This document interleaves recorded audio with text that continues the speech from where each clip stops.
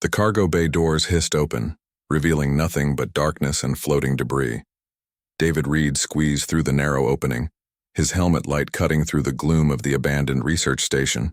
His crew had picked up the distress beacon 3 days ago, and now they were finally here, hoping to find salvage worth the detour. Anything valuable? Lucy Grant's voice crackled through his helmet speaker. She remained on their ship, the Wandering Star, monitoring his vital signs. Just old equipment and dust, David replied, stepping over a collapsed ceiling panel.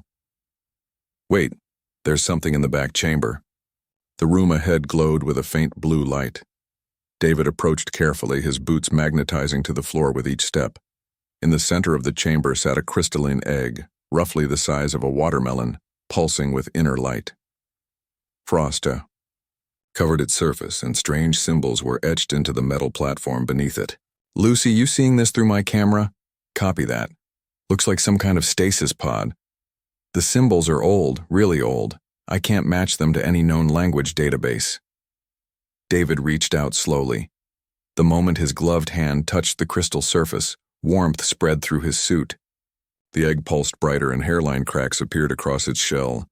David, get back, it's activating. But David couldn't move. The cracks widened and pieces of crystal fell away. Something inside stirred, and then a small head poked through the opening. 2 large eyes, bright as stars, blinked at David. The creature chirped, a sound that somehow cut through the vacuum of space and reached David's ears. It was a dragon.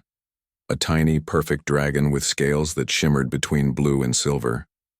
Wings, translucent and delicate, unfurled from its back. The creature was no bigger than a house cat, and it looked directly at David with unmistakable intelligence. Lucy, I'm bringing it back to the ship. David, we don't know what that thing is. It's a baby. Look at it. And it's freezing out here. The little dragon crawled into David's arms without hesitation, curling against his chest. Even through the suit, David could feel its warmth, its tiny heart beating rapidly. Back on the Wandering Star, the crew gathered in the common area. Lucy examined the dragon while it sat contentedly on the metal table, watching everyone with curious eyes. The ship's doctor, an older man named Robert, scanned it with every medical device they had. It's biological, but unlike anything in our databases, Robert said, shaking his head. Its cellular structure is impossibly complex, and look at this. It's generating its own energy field. Not enough to harm us, but it's there, constant and stable. The dragon chirped again and hopped off the table. It walked directly to Lucy, climbing up her leg and settling on her shoulder. Lucy froze, but the creature simply nuzzled against her neck, purring like a content cat. I think it likes you, David said with a smile. Over the next few days, the dragon, which Lucy named Ember, became part of the crew. It followed Lucy everywhere, learning the ship's layout faster than any creature should. More surprisingly, Ember seemed to understand human speech. When Lucy asked it to stay in the quarters, it stayed. When she called it for feeding time, it came running. This isn't normal animal intelligence, Lucy told David one evening. They watched Ember play with a magnetic ball, using its tiny claws to make it float and spin. It understands complex commands. Yesterday, I asked it to bring me the blue wrench from the toolkit, and it did. It knew colors, objects, and context. David nodded. Robert thinks it might be telepathic or empathic. It responds to emotions more than words. But the strangest behavior came when Ember approached the ship's communication console. The little dragon would sit in front of the screens, watching the data streams with intense focus. Its scales would glow brighter, and the console readings would fluctuate. Should we be worried about that? Robert asked. Lucy shook her head. The systems check out fine. I think Ember is just curious about the signals. Maybe wherever it came from, communication technology is familiar. David wasn't convinced. He'd noticed how Ember's mood affected the ship's systems. When the dragon was happy, light seemed brighter. When it was scared during their last asteroid field crossing, power fluctuated throughout the ship. We need to decide what to do, David said during their crew meeting. Ember isn't registered. Technically, we're carrying an undocumented alien life form. If we report this to the authorities, they'll take Ember away for study. We can't let that happen, Lucy said firmly. Ember sat on her lap, looking up at the crew with trusting eyes. Ember chose us. It's not some specimen to be locked in a lab. The crew voted unanimously to keep Ember's existence secret for now. They would continue their cargo runs as normal, and Ember would be their hidden passenger. That night, as the ship jumped into hyperspace, Ember slept curled up beside Lucy in her quarters. The little dragon scales pulsed gently with each breath, and its energy field wrapped around Lucy like a warm blanket. Neither of them noticed the communication console activating on its own, running protocols that hadn't been touched in thousands of years. Deep in the vast emptiness between stars, something ancient stirred. A signal had been received, faint but unmistakable. After an eternity of silence, the call had finally come. The waiting was over. 3 weeks passed peacefully aboard the wandering star. Ember had grown slightly, now about the size of a medium dog, and its bond with Lucy had deepened remarkably. The little dragon could now communicate simple concepts through feelings and images, projecting them directly into Lucy's mind. Happiness felt like warm sunshine. Hunger came as the smell of cooked meat. Fear arrived as cold shadows. But tonight something was wrong. Lucy woke suddenly, her heart pounding. Ember thrashed beside her, caught in what could only be a nightmare. The dragon's scales flickered between bright white and deep black, and small arcs of energy danced across its body. The room temperature dropped rapidly, and frost formed on the metal walls. Ember, wake up. Lucy reached for the dragon, but the moment her hand touched its scales, she was pulled into the nightmare. She saw vast darkness, empty and cold. Then came the hunters, shadow creatures with too many limbs and mouths that consumed light itself. They were searching, always searching, and they were hungry. Ember was running, flying, desperately trying to escape. But there was nowhere to hide in the void. Lucy yanked her hand back, gasping. Ember's eyes snapped open, glowing bright blue. The dragon let out a cry that wasn't sound but pure energy. The ship's lights exploded in a cascade of sparks. The communication console in the bridge roared to life, every system activating simultaneously. David burst into Lucy's quarters. What's happening? Ember had a nightmare. A bad one. Lucy held the trembling dragon close. I think something scared it, something from its memories. On the bridge, Robert stared at the console screens in horror. David, you need to see this. The communication array had sent out a massive burst transmission. But this wasn't any normal signal. The data stream contained complex patterns, biological markers, and coordinates, all wrapped in an energy signature that matched Ember's unique field. It went out on every frequency, Robert said, his voice shaking. Subspace hyperwave, quantum channels, everything. The range on this is insane. Half the galaxy probably picked this up. David felt ice in his stomach. Can we recall it? It's already gone. Traveling faster than light in some cases. David, whatever Ember is, every major power in this sector now knows where we are. Lucy entered the bridge with Ember in her arms. The dragon looked exhausted and frightened. It wasn't intentional. Ember was terrified, and the fear triggered some kind of distress call. Its instinct, like a child crying for its parents. Parents who might not be friendly, David muttered. He pulled up the star charts. We're 3 days from the nearest station. If we burn hard, we can make it in 2. Look at this, Robert pointed to the sensor display. We're getting response signals. Lots of them. Dozens of sensor contacts appeared on the screen, all changing course toward their location. Some were close, others were weeks away, but all were converging on the wandering star. How many ships is that? Lucy whispered. Not ships, Robert said quietly. Fleets. 3 different fleets all heading straight for us. The first to arrive was a collection of organic vessels that looked like massive insects. They moved in perfect synchronization, and their scanning beams swept over the wandering star with cold efficiency. A communication came through, and the translator struggled with the language. You carry collective property. Surrender the specimen immediately. Resistance will be processed, David responded carefully. This is Captain David Reed of the independent vessel Wandering Star. We don't have any collective property. You must be mistaken. Genetic signature confirms. Unit designation, Experiment 77 Alpha. Created by Collective Science Division 4,000 cycles ago, Return our property. Before David could answer, a second fleet appeared, this one made of angular warships bristling with weapons. Their transmission was harsh and direct. Attention, human vessel. You possess sovereignty military asset.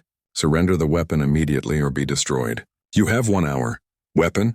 Lucy clutched Ember tighter. Ember isn't a weapon. A third group arrived, smaller but more elegant ships that gleamed like polished silver. Their message was diplomatic but no less demanding. Greetings, human travelers. We are the Assembly of Free Worlds. The entity aboard your vessel is a matter of galactic security. For the safety of all species, we must insist you turn it over to neutral custody. This is not a request. David looked at his crew, then at Ember. The little dragon had pressed itself against Lucy, trembling but not crying. It understood somehow that it had brought danger to its friends. All ships, this is Captain Reed. The being you're referring to is under human protection. We found it abandoned and dying. It's a living, thinking creature, not property or a weapon. We will not surrender it to anyone. The collective responded first. Defiance is not acceptable. You will comply or be boarded. The sovereignty was more direct. Final warning, human. Stand down or be eliminated. The Assembly tried reason. Captain Reed, please understand. 3 major powers are willing to go to war over this creature. Billions could die. 1 life for billions, surely you see the logic. Lucy stood up, her voice clear and steady. Ember isn't just 1 life. Ember is a person, and humans don't trade people like cargo, no matter how many threats you make. Robert pulled up the research files they'd recovered from the abandoned station. David, look at this. I've been decrypting these files. The symbols on that egg, I found a match. They're not from any current civilization. They're from before, from the ancient times. The legends call them the first ones. Legends? David scanned the data. His blood ran cold as he read the translation. Dragons, Robert said. The first ones were dragons. They ruled this entire sector of space 10,000 years ago. Then they vanished, and everyone assumed they were extinct. If Ember is a real dragon from the ancient times, then none of these powers created it, Lucy said. They're all lying to claim it. Suddenly, every ship's sensors began screaming alerts. Something massive was approaching. Something that dwarfed even the largest battleship in the 3 fleets. The object wasn't on any scope until it wanted to be seen, and when it appeared, everyone fell silent.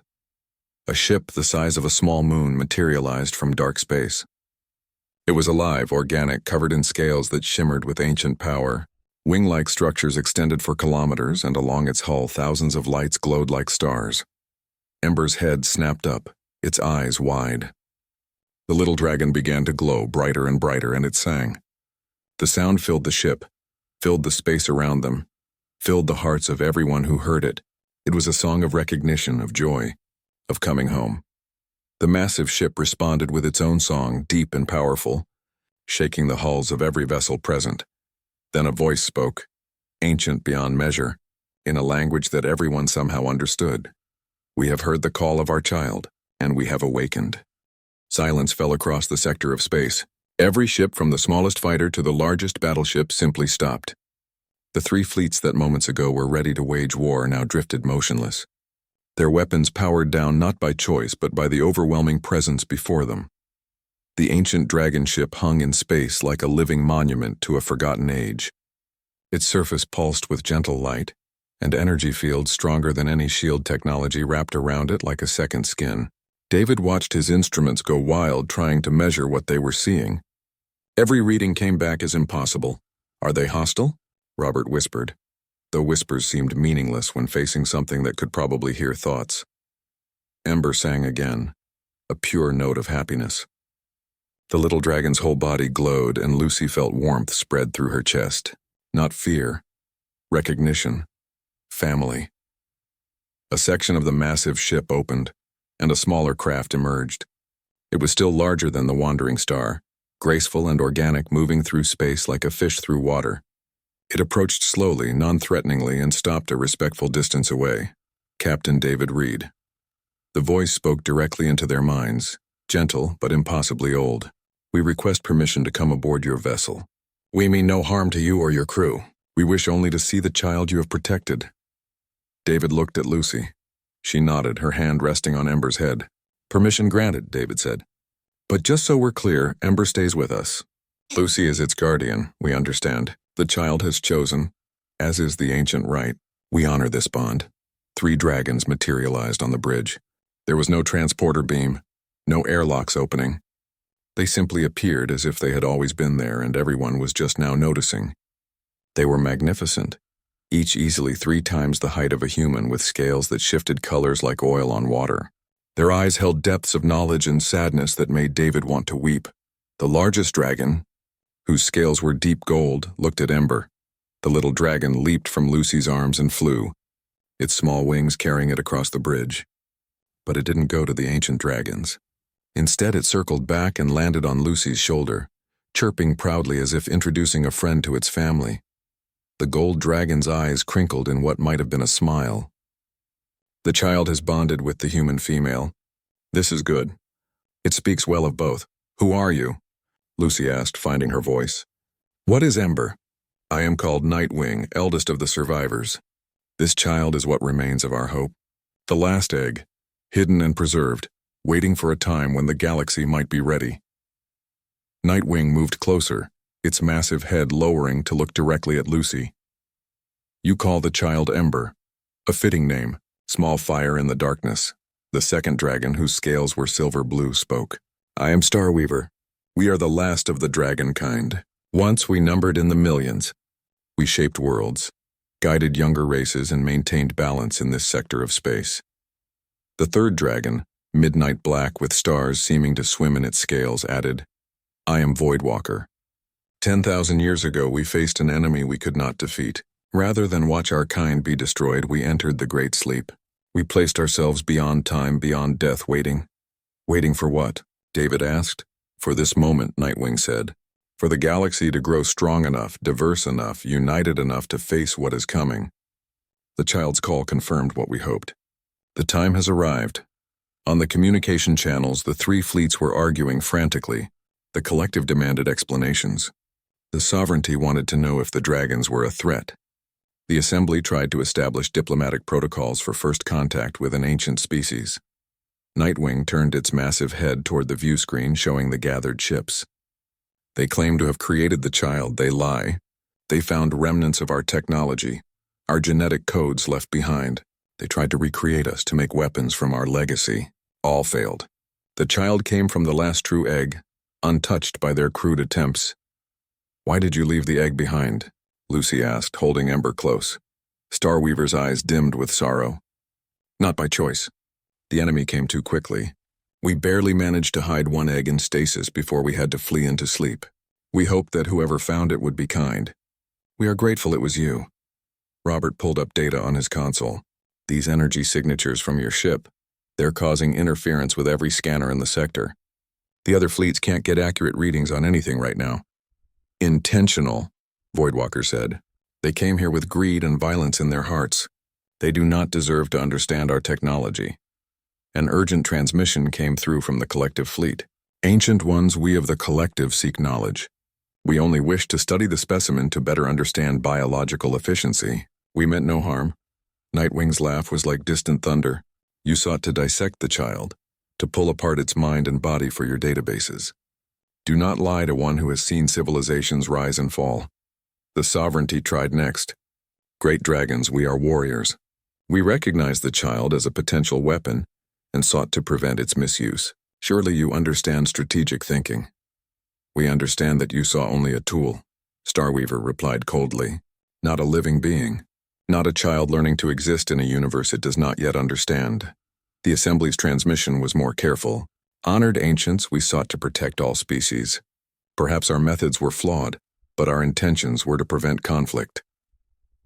Yet you were willing to take the child from its chosen guardian by force if necessary, Voidwalker said. Protection through imprisonment is not protection. It is fear dressed in pretty words. David stepped forward. What happens now?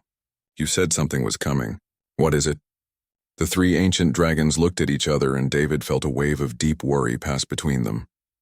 Nightwing turned back to the humans. The enemy we fled from. The Devourers. They exist between dimensions, feeding on civilizations. They consume not just matter, but life force, creativity, potential. They ate entire species, leaving behind only empty husks. We fought them for 1,000 years, Starweaver continued. We were the strongest race in the galaxy, and we could only slow them, not stop them. Eventually, we realized the truth. They cannot be defeated by one race alone. They are too many, too different, too adaptable. When we entered our sleep, we sent out a final message, Voidwalker said, a warning to any who would come after, and a hope that the younger races would grow, would learn to work together, would become something greater than we were alone. Ember chirped and sent an image to Lucy.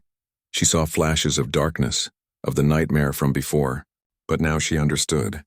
Ember's nightmare, that was a memory, wasn't it? Not Ember's memory, but something passed down, something genetic. The child carries the knowledge of our race, Nightwing confirmed. All our history, our fears, our hopes. When the child's fear triggered the call, it also triggered the ancient warning system. The Devourers will have heard it too. Robert's console started beeping frantically. Contact! Unknown ships emerging at the edge of the system. They're not like anything in our databases, and they're moving fast. On the view screen, tiers appeared in space itself. Through them came vessels that hurt to look at, their shapes wrong in ways that made the human mind recoil. They were hunger given form, emptiness with purpose. The Devourers had arrived. The Devourer ships moved through space like oil spreading across water.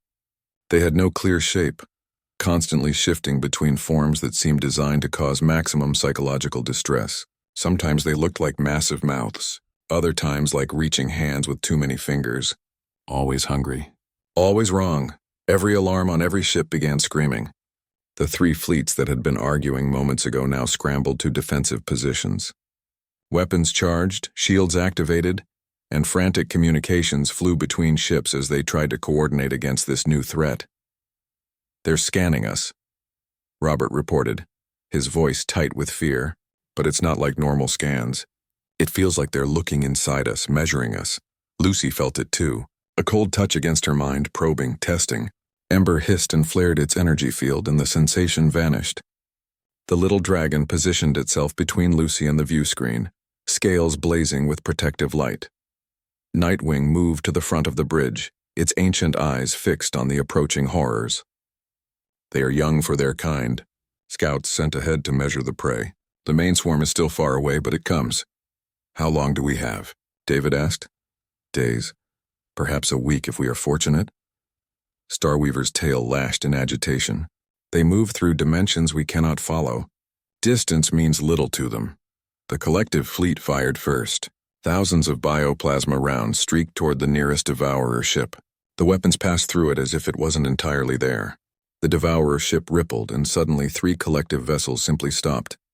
Their crews were still alive, still at their stations, but empty, hollow. The ships drifted as lifeless hulls piloted by bodies with no minds left inside. What did it do to them? Lucy whispered in horror. It fed, Voidwalker said grimly. It consumed their essence, their souls, if you believe in such things. The bodies remain, but the spark that made them alive is gone. This is what awaits the galaxy if they are not stopped. The Sovereignty fleet attacked next with massive kinetic weapons, railguns firing projectiles at relativistic speeds. Some hit, tearing through the Devourer ships, but the wounds closed instantly, the ships reforming as if nothing had happened. In response, the Devourers released smaller craft, swarms of them, each one a miniature nightmare.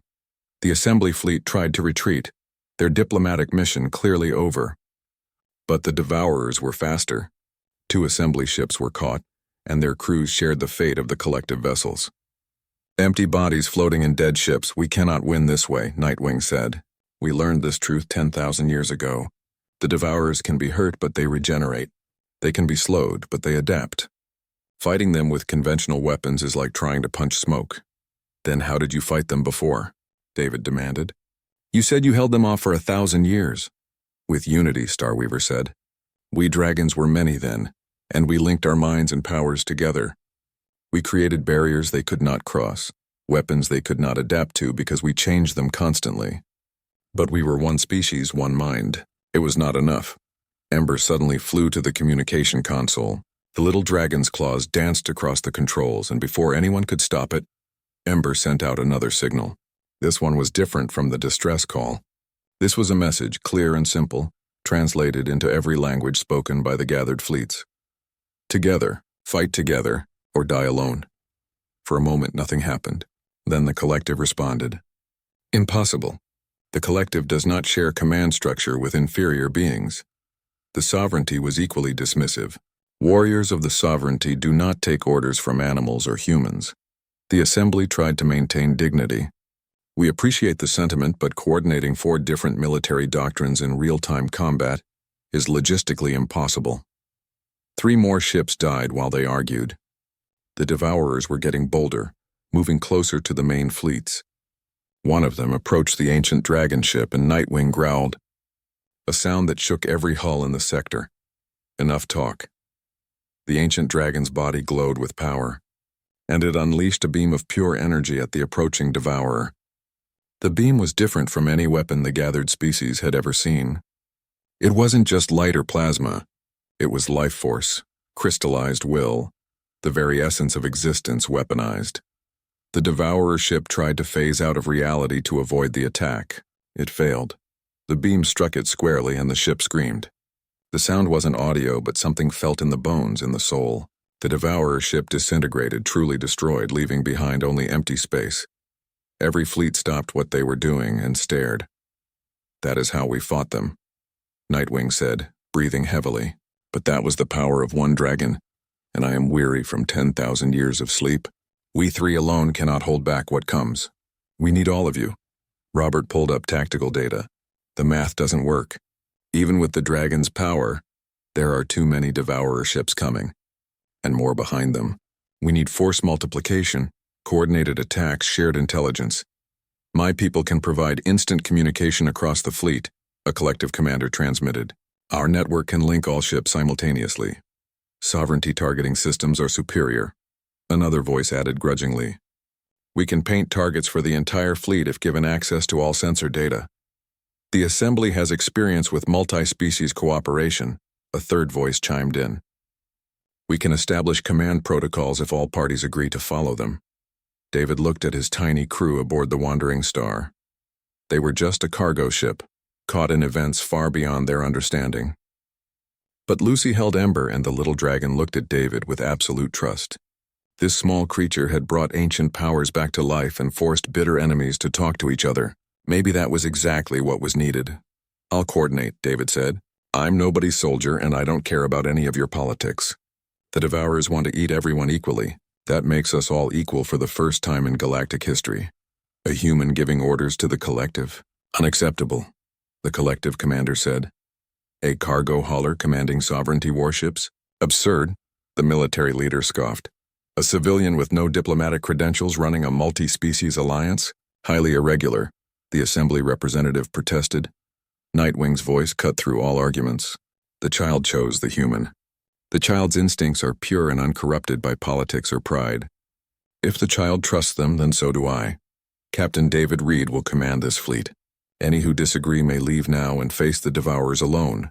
Nobody left. Ember chirped happily and sent a feeling to Lucy, who smiled despite the fear. Ember says we can win. It knows it somehow.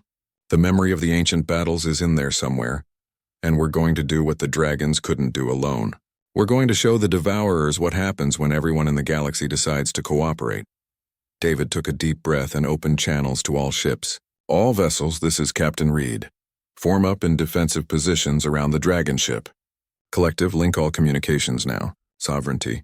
Prepare to share targeting data with all allies. Assembly. I need damage control teams ready to assist any ship that needs them, and someone get me a map of where these things are coming from. The fleets moved slowly at first. Centuries of mistrust heavy on them, but they moved. For the first time in recorded history, the collective, the sovereignty, and the assembly flew in formation together, protecting each other's flanks, sharing data, acting as one force. The Devourers sensed the change. Their approach slowed, uncertain. They had never encountered unified resistance before. They fed on division, on fear, on isolation. They had never met humanity's stubborn hope or a dragon's protective love, and they were about to learn what a terrible mistake they had made. The combined fleet held position, hundreds of ships from 3 different powers waiting in tense formation. David stood on the bridge of the Wandering Star, looking at tactical displays that showed more military might than he'd ever imagined seeing in one place. And yet, watching the Devourer forces gather at the system's edge, he knew it might not be enough. Collective network is online, reported a voice through the new communication system. Every ship could now hear every other ship instantly. Efficiency increased by 200%. Sovereignty targeting matrix is active, another voice added. All weapon systems are now synchronized. When one ship finds a weakness, all ships will know immediately. Assembly medical teams are standing by, a third voice confirmed. We can teleport emergency crews to any damaged vessel within 30 seconds. David watched Ember sitting on the console, the little dragon's eyes closed in concentration. Thin streams of energy connected Ember to the ship's systems, and through them to the entire fleet network. The dragon was learning, understanding, becoming a living bridge between all these different technologies and species. Captain Reed, Nightwing's massive form, approached the view screen. The ancient dragon looked tired but determined. The Devourers are preparing their assault. They send fear before them, trying to break our unity. Your crews will experience terror like nothing they have known. Already David could feel it, a cold dread creeping into his mind, whispering that this was hopeless, that they should run, that working together was impossible, that everyone would betray everyone else at the first sign of trouble. He saw his crew members trembling, saw their faces go pale. Lucy clutched Ember tighter. The little dragon opened its eyes and sang, a note of pure courage. The sound rippled through the fleet network, carried by the collective's instant communication.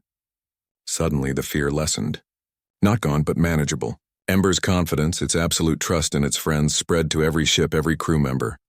They can't break us if we remember why we're fighting, Lucy said softly. Not for politics or territory or pride. For survival. For each other. The Devourers attacked. Dozens of the nightmare ships surged forward, moving in patterns that hurt to track.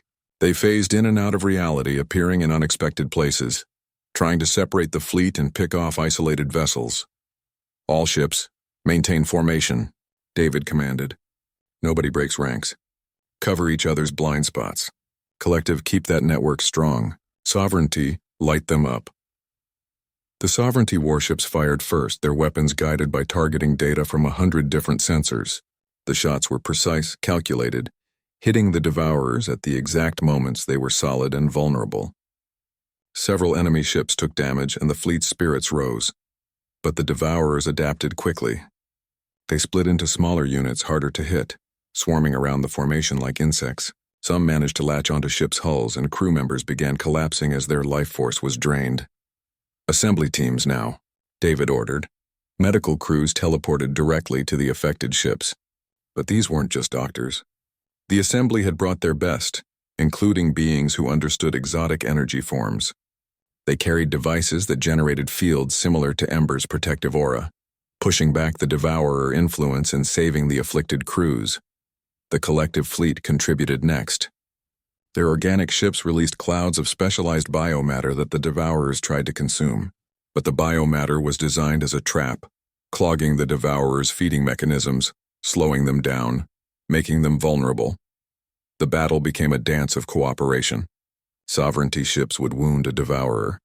Collective ships would slow it down, and assembly vessels would finish it off with precisely calibrated energy weapons. What would have destroyed any single fleet was being held back by their combined effort. But more Devourers kept coming. The scouts were being reinforced now, and larger ships were emerging from the dimensional tiers. These were veterans of 1,000 conquered worlds, and they had learned from watching the initial assault. We're losing ground, Robert reported. Their numbers are too great. Nightwing growled in frustration. We need more power. The dragons can provide it, but we cannot channel it through your ships. The energy would destroy them. Ember suddenly leaped into the air, flying to hover between the view screen and the ancient dragons. The little dragon sent out a complex series of images and feelings. Lucy gasped as she interpreted them. Ember has an idea, she said. The dragons can't channel power through our ships because the technology is incompatible.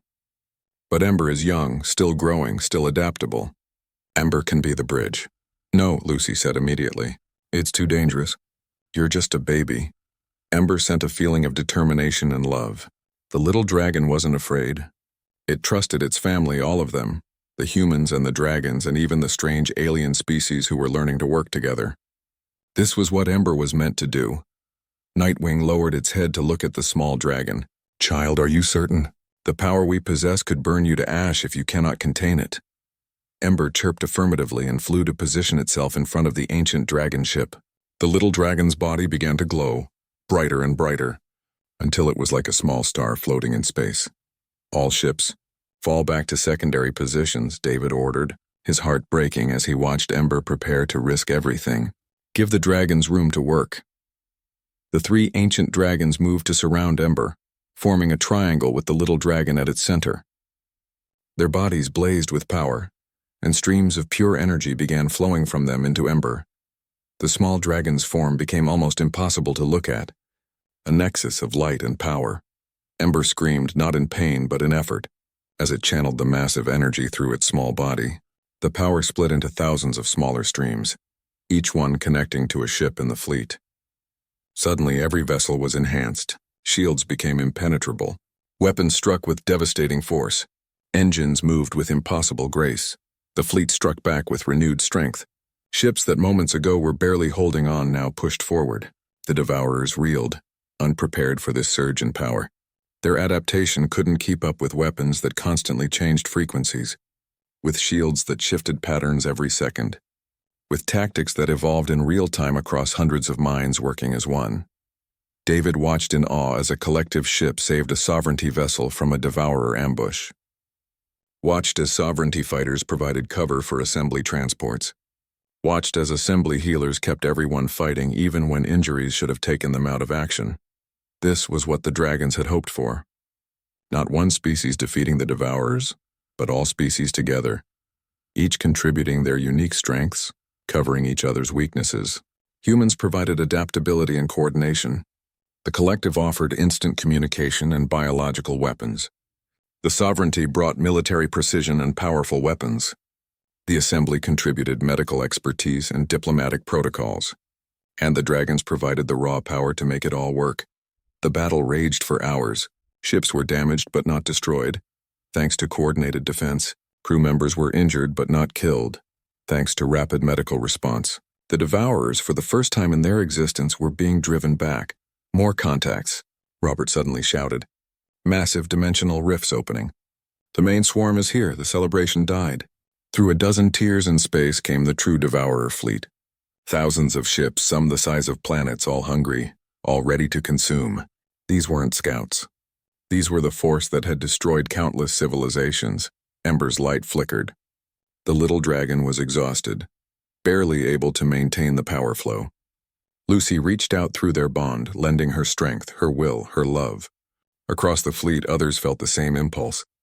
They couldn't fight for Ember, but they could believe in the little dragon that had brought them together. That faith, that unity, that stubborn refusal to give up, flowed back through the network into Ember. The dragon's light blazed brighter than ever.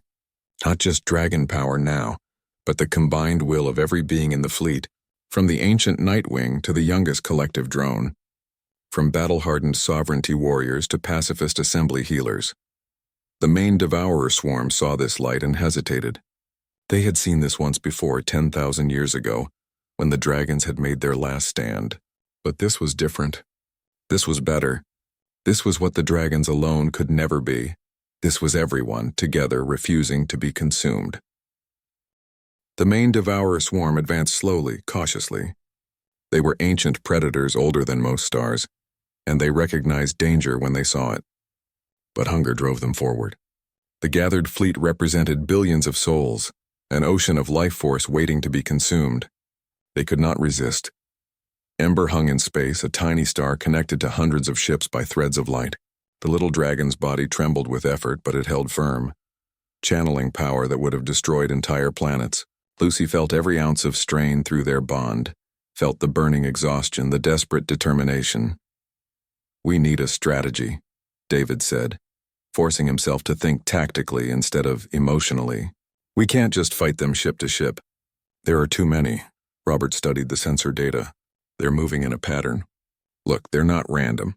They're following the largest concentrations of life force. They're being drawn to us like moths to a flame. Then we use that," Nightwing said. "We make ourselves irresistible. We draw them into a trap." "What kind of trap can hold thousands of ships?" a sovereignty commander asked. Starweaver's eyes gleamed. "The kind that uses their own hunger against them." They feed on life force, on the energy of living beings. What if we gave them too much? Overwhelmed them with more power than they could consume?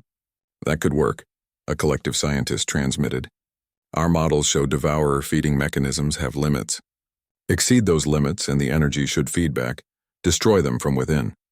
But we'd need immense power focused in one location, an assembly engineer noted. And every ship would need to contribute simultaneously. If even one species holds back, the plan fails. David felt the weight of command settle on him. 3 different civilizations, ancient dragons and a baby dragon that had brought them all together. They had one chance at this. All ships, this is Captain Reed, here's what we're going to do. The plan was insane. The fleet would form a dense sphere, every ship close together, creating the largest concentration of life force possible. The devourers wouldn't be able to resist. They would swarm the sphere, trying to feed on everyone at once. At that moment, Ember would release all the channeled dragon power in one massive pulse, forcing the energy into every devourer simultaneously. If it worked, the devourers would be destroyed. If it failed, the entire fleet would be defenseless, clustered together, easy prey for the swarm. My people do not like this plan, the collective commander said. The risk is unacceptable. Warriors of the sovereignty do not fear risk, the military leader declared, but we do not embrace suicide either. The assembly must consider the consequences, the diplomatic voice added. If we fail, 3 civilizations die today. Lucy stepped forward, Ember cradled in her arms. The little dragon looked up at the gathered fleet through the view screen. Ember is risking everything. A baby who should be playing and learning and growing up safe. Instead, Ember is holding together an entire fleet with power that could kill it at any second. If Ember can be that brave, can we be any less? Silence fell across the communication network. Then one by one, ships began moving into formation. Collective vessels nestled beside sovereignty warships. Assembly transports took position between both. The ancient dragon ship settled at the center, and the wandering star, tiny and insignificant but somehow important, stayed close to Ember. The sphere formed. Thousands of ships, billions of souls, all trusting each other for the first time in history. The devourers saw the formation and went into a feeding frenzy. This was prey behavior, clustering together in fear. They rushed forward, confident in their victory. Hold steady, David commanded as the devourer swarm surrounded them. Wait for my signal. Ember, get ready. The devourers began to feed. Their nightmare ships latched onto the sphere's outer layer, and crew members across multiple vessels fell as their life force was drained. Assembly medical teams worked frantically, but there were too many affected, happening too fast. Now, David shouted, Ember released the power. All of it. Everything the dragons had channeled. Everything the fleet had contributed. Everything the little dragon had held together through sheer will. The pulse of energy exploded outward from Ember's tiny form. A wave of pure life force that hit every devourer simultaneously. The nightmare ships tried to feed on it, their natural instinct taking over. But there was too much, far too much. Like pouring an ocean into a cup, the energy overwhelmed them. Devourers began to shake, to crack, to scream. The sound of thousands of them dying at once was terrible, a noise that would haunt survivors' dreams for years. One by one, they shattered. The great swarm that had destroyed civilizations, that had forced the dragons themselves to flee, was breaking apart. Some tried to retreat back through their dimensional rifts, but the energy pulse had destabilized those pathways. They were trapped in normal space, vulnerable, dying. The fleet held its breath. Then the last devourer ship exploded in a flash of dark light, and suddenly space was clear, empty, silent. The threat that had hung over the galaxy for 10,000 years was gone. Ember's light flickered and went out. The little dragon fell, unconscious, drained completely. Lucy caught it, cradling the small body close. Come on, Ember, stay with me. You did it. You saved everyone. For a terrifying moment, nothing happened. Then Ember's eyes opened just a crack, and the dragon sent a feeling of exhaustion mixed with pride. It hurt, but Ember was alive. The fleet erupted in celebration. Ships fired their weapons into empty space in victory salutes. Crews hugged each other even across species lines. The collective nodes shared joy for the first time in their history. Sovereignty warriors clasped hands with former enemies. Assembly diplomats wept openly. Nightwing approached the wandering star, its ancient eyes soft. The child will sleep for some time, recovering from this effort. But it will heal, stronger than before. What Ember accomplished today will be remembered forever. David looked at his tiny crew and their adopted dragon. What happens now? The Devourers are gone, but our species still have conflicts, still have disagreements. True, Starweaver admitted. The collective, the sovereignty, and the assembly will not become instant friends. Old habits die hard. But they have fought together, bled together, saved each other. That cannot be forgotten. We dragons will not return to sleep, Voidwalker added. We will stay, help rebuild, teach what we know. The galaxy has earned our trust. Over the following weeks, the fleet dispersed slowly. Ships returned to their homeworlds carrying stories that would change history. The collective began experimenting with individuality, inspired by human creativity. The sovereignty started training exchange programs with other species' militaries. The assembly opened its councils to representatives from all races, even former enemies. The wandering star returned to its cargo routes, but nothing was quite the same. Ember grew steadily, learning from both Lucy and the ancient dragons who visited regularly. The little dragon became a symbol, a reminder that unity was possible. David found himself invited to diplomatic functions, asked to mediate disputes, offered positions in governments. He declined them all, preferring the freedom of space. But he helped when he could, because Ember had shown him that even small actions could change the galaxy. Lucy designed new ships that combined technologies from all species. The first ship of this new class was called the Unity, and it became the template for a joint fleet that patrolled space, protecting all species equally. She never stopped being Ember's friend, even as the dragon grew large enough to carry her on its back through the stars. Robert documented everything, creating a historical record that was distributed to every world. His book, The Dragon's Call, became required reading in schools across the galaxy.